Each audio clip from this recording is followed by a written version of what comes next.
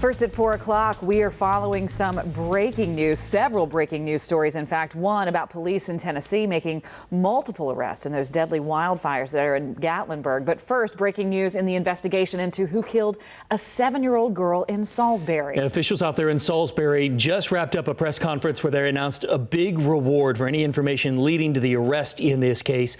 NBC Charlotte's Rachel Brown standing by live at the breaking news desk for us on this story. And Rachel, along with the reward came a warning from Salisbury Mayor. What was this all about? Yeah, that's right, Bill. Mayor Karen Alexander stepped up to the podium and said enough is enough. This comes as authorities search for the two people responsible for the shooting into a house and killing a 7-year-old girl over the weekend there. The city has seen a recent uptick in crime there, and the police chief says they will find Ayanna Allen's killer. If that was your child laying in that bed sleeping and I knew who shot and killed her, would you want me to do what was right? And I think everyone would say that's doing the right thing. So let's don't be cowards out there. Let's be brave. Let's do the right thing for Ayanna. I mean, sometimes in life we put ourselves in bad positions. Nobody deserves to die at gunfire, but she didn't do anything but go to bed.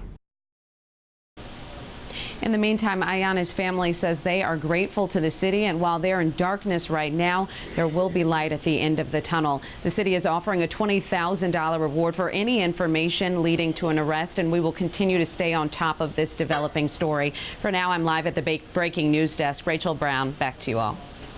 Thank you so much, Rachel. Yeah, it's heartbreaking. Back to that breaking news out of Tennessee. Authorities say they have charged 2 juveniles in connection with those deadly wildfires in Sevier County that devastated the town of Gatlinburg and killed 14 people. Police say both of the kids are from Tennessee, but not from the area where the fires were burning. They're now charged with aggravated arson. All right, turning now to our forecast back here in the Charlotte region and the Piedmont. There is a bitter blast of cold air on the way, folks. Here's a live look at Boone up in the North Carolina mountains, getting ready for some snow on the way. More on that in just a minute, though. But first, meteorologist Sarah Fortner joins us right now. Hey, good evening, guys. It's coming quickly. Ready or not, here it comes. You ready to shiver? Because we are all going to be cold, say 24 to 36 hours from now. I think most of Thursday is going to be okay getting out the door. Not too many layers. Let's take a look now and track that Arctic blast pummeling the Carolinas before you know it. You've got single-digit temperatures now showing up in the Midwest. Look at Bismarck, the northern plains. That's where the bitterness is, and that is what's going to be coming our way. Now, are we going to see single digits? No. Are we going to see teens? Perhaps. 20s? Certainly. And can't rule out afternoons spent in the 30s coming up. So let's check our temperatures right now. We're in the 50s out right now, folks. Last minute things you need to do outside, maybe in the yard. You got the A-OK for this evening. Now, wake up weather tomorrow is going to be cloudy as another little air mass moves in, and that's the cold stuff that we're talking about getting here tomorrow afternoon into Friday morning. I've got your hour by hour for your Thursday coming up. Stay here. Beth. Thanks so much, Sarah. Up in the mountains, they're getting ready for the winter weather heading their way. Yeah, pretty standard stuff. They're used to this kind of thing if you live up there. And that's where we find NBC Charlotte's Dan Yasinoski. He's talking to the people up there about what kind of preps they make during this time of year. Plenty of grass is showing here at Appalachian Ski Mountain, but they're hoping that changes by this weekend. Cold temperatures are expected to move in overnight and stay low for long enough that these guys are planning to produce plenty of snow to cover the slopes and have big crowds here on Saturday. Some light snow is also expected early tomorrow morning here in the mountains, and the NCDOT in Watauga County has their trucks prepared to plow whatever sticks to the roads. We'll talk more about the winter weather preps up here at 5 o'clock in Blowing Rock. Dan Yasinoski, NBC Charlotte. Dan, thank you. And don't forget, everybody, you can always track the changing weather conditions right down to your neighborhood. Just download that NBC Charlotte Weathercaster app. It's free. You can always find it where you get your other apps, right there in the App Store. Right now, accused Charleston church shooter Dylan Roof is facing a judge on day 1 of his federal trial as prosecutors seek the death penalty. Opening statements have already started in Charleston, and that's where we find NBC Charlotte's Savannah Levin. She's been covering this story for us. What happened in the courtroom today, Savannah? Well, I can tell you that cameras and microphones are not allowed in the courtroom, but we have heard some heart-wrenching testimony here today. Right now, the jury is hearing from witnesses, from police, from victims who were there that night. We actually just saw body camera footage from Charleston police from that night, June 15th, 2015. In it, you could hear the sobs of victims as police searched for the person who shot and killed 9 people. You could hear one of the victims asking police to please help him. It was just really horrifying to watch, you guys. This morning, of course, started with the final jury selections. Then prosecution started with their opening statement, a recap of what happened the night of that shooting. A surviving victim, Felicia Sanders, took the stand to testify, saying that as they closed their eyes to pray in this Bible study, Ruth started shooting, saying, quote, "You are raping our women and taking over the world," end quote. She broke down then in tears as she described watching her son die before her very eyes. Ruth sat with his head down in the courtroom today for most of the time, avoiding any eye contact. At this very moment, I want to tell you, in the building behind me here, emergency responders are being questioned about that night. The defense has said that they have a recording of Ruth confessing to these murders, and of course, they plan on seeking the death penalty in this case. You can also follow me on Twitter. The handle is @LevinsReports. I'm tweeting live what's happening in the courtroom. But for now, reporting in Charleston, I'm Savannah Levins for NBC Charlotte. Thanks for covering this story for us. I know it's tough work down there, Savannah. Following breaking news out of Georgia at the moment, where a police officer has died, another listed as critical after both were shot near a college campus. And details still coming into the news department, but we know it happened near the Georgia Southwestern State University. A manhunt for the person who did this is underway right now. We will bring you any updates just as soon as they come in. New at 4 o'clock, an 11-year-old child is now saying someone tried to abduct him from Shelby Intermediate School. He told police that someone was knocking on the door around noon on Monday, so he opened it, and police are now investigating this as an attempted kidnapping.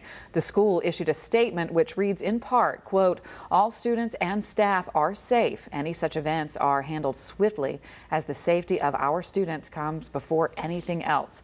If you have any information, you are asked to call police." A night out on the town turned into a nightmare for a Charlotte couple this week. Listen to this story. Police tell us that they told them that somebody robbed and kidnapped the couple while they were out on Charlotte's popular Montford Drive. We spoke with the victims, who didn't want to appear on camera. They said they had just finished bowling at Park Lanes Bowling Center when the gunman appeared out of nowhere. He allegedly forced the woman to drive while holding a gun to her head the whole time, then told the couple to hand over whatever money they had on them. Then that suspect made them stop the car right near Park Road, leaving them shaken, but thankfully physically unharmed. It's surprising, but then again expected because of the size of the city and the amount of people in this area. It can happen anywhere you go.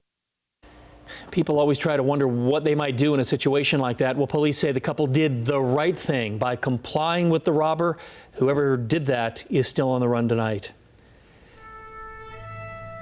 Today, we remember the attack on Pearl Harbor, 75 years after it happened.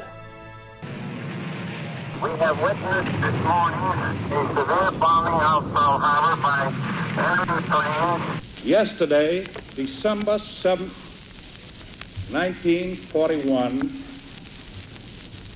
a date which will live in infamy. You know, because it was so long ago, most of us only know of this event through the history books. The surprise attack at Pearl Harbor killed more than 2,400 Americans. And today, thousands gathered at Pearl Harbor to remember and honor some of our nation's greatest heroes. NBC's Jay Gray is live in Honolulu, Hawaii tonight. Jay, an emotional day for many Americans across our country, and historic day for our country.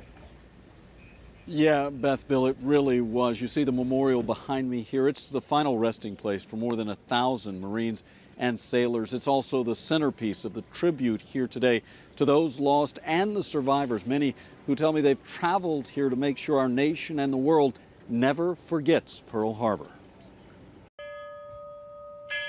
The toll of a single bell, the grace and power that comes with a moment of silence, followed by a missing man flyover, honoring some of our nation's greatest heroes.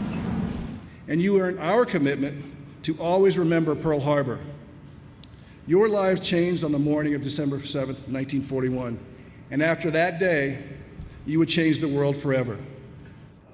75 years later, thousands here and across the country stopped to remember the 2,403 lost in the surprise attack at Pearl Harbor. And the survivors. We will never forget your courage under considerable fire and seemingly insurmountable odds. The ceremony is filled with the pomp and circumstance you would expect, but there's also a purpose to this memorial for those who fought here. The whole idea is we're here to keep a remembrance of what happened that day so it doesn't happen again. And to make sure those lost did not die in vain. Take comfort in knowing that our departed World War II veterans continue to stand vigilant watch as guardian angels of our nation. A grateful nation that today honors their sacrifice. And ceremonies and celebrations will continue here and across the island through the weekend. That's the latest live here at Pearl Harbor. Bill, Beth, back to you now. Jay, thanks. A lot of emotion connected with this anniversary, certainly. Yeah, and people are taking to social media to share their thoughts and memories of their loved ones today. People there saying it was one of the saddest days in American history, that we shouldn't ever forget the sacrifices that those soldiers made, and we owe our freedom to the brave men and women who serve our country every single day. Our own Brooke Katz is in Hawaii this week. Her grandfather, Larry Katz, was a survivor of the attack on Pearl Harbor.